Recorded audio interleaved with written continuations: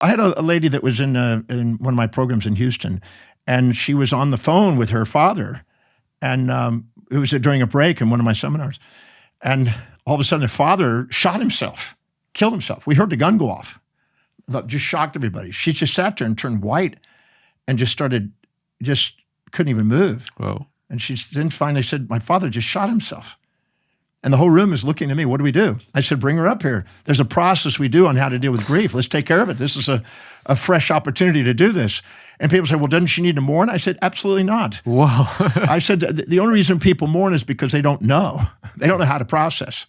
And we were doing it. People only grieve the loss of the parts they were infatuated with. They never grieve the loss of the parts they resented. I've done 5,000 death processes and grief processes, and when somebody comes in and says, well, I'm grieving the loss of somebody, I said, yeah, let's make a list of what you're grieving the loss of. It's always the smiles, their conversations, their hugs, their cooking, their sense of humor, all the things that supported your values. They don't say, I'm missing their farts, I'm missing their screaming, I'm missing their hair in the sink, they don't miss that. They only miss the things that supported their values that made dopamine and oxytocin and vasopressin and the enkephalin endorphins and dendorphins.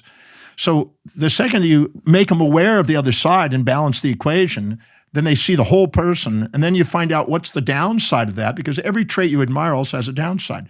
You meet this guy and you think he's highly intelligent or something, but then you find out he's argumentative, he knows it all, he doesn't listen.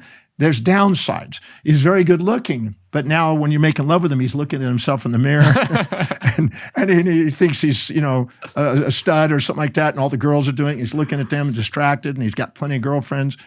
Everything has two sides. And so if you choose to be addicted to a fantasy and hold on to it, it's your fantasy that's being broken. And that's what your grief is. And so when you actually love somebody for both sides, they become present and you feel there and you're graced with them and they're not gone. And I can prove that. I've done that in settings in Christchurch earthquake. I've done that in the Ishinomaki tsunami. I did that in another earthquake in Japan. I've done that at Keio University. They did research and we showed this. I mean, I've been doing this since 1976. I started working on this. And I am certain that can be dissolved. And people don't have to have grief. Nobody has to have grief more than 3 hours on this planet. Even right now, I'm working right now in Palestinian and Israeli people they're contacting. And I'm showing them how to dissolve the grief of the loss of loved ones and stuff like that. And people don't know that's possible. They're so used to the program that you grieve over the loss. But I first in 1976, when I was in El Salvador, surfing in El Salvador, I saw a celebration of 300 people celebrating the death of the mayor. And I went, when in Greece, they wear black for 2 years and they mourn. Over here, they're celebrating and they go on the freeing of the spirit and they're having a party.